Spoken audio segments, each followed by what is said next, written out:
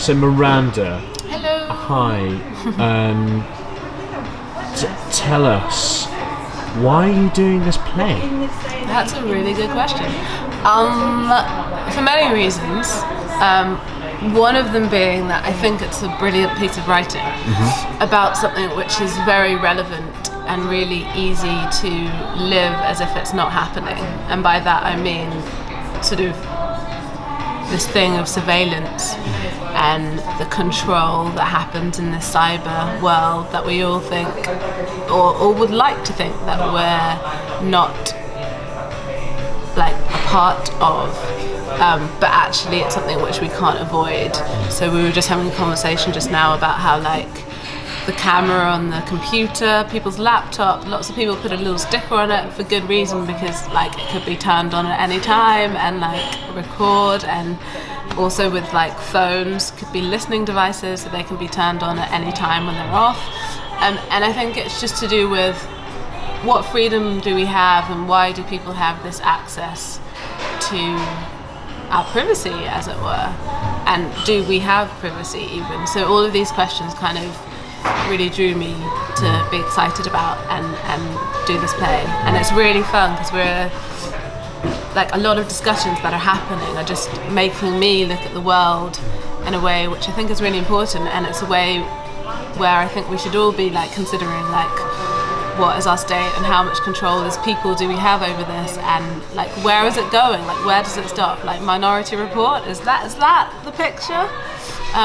Hopefully not. So yeah, I think that's a very important play. Can you tell us a little bit about the character you're playing?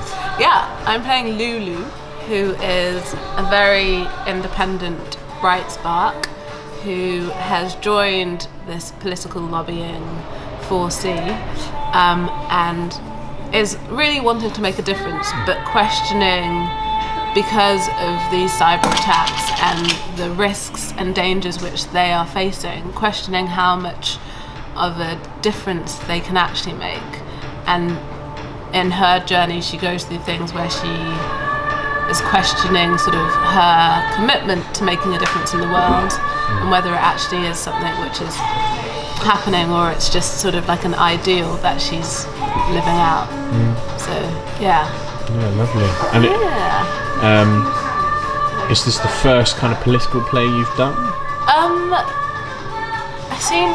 Political plays seem to be a bit of a thing. I did a play, the first play I ever did in London was a play which was, I mean, it had so many themes running through it, I don't know how the audience quite picked it up, but it had themes of like sort of